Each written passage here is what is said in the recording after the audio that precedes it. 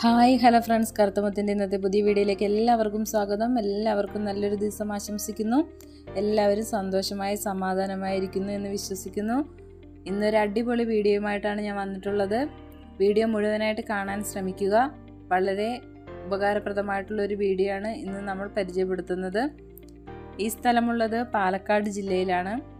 പാലക്കാട് ജില്ലയിൽ വടക്കഞ്ചേരി ടൗണിൽ നിന്നും ഏകദേശം 9 കിലോമീറ്റർ അകലത്തിലാണ് ഈ സ്ഥലമുള്ളത്.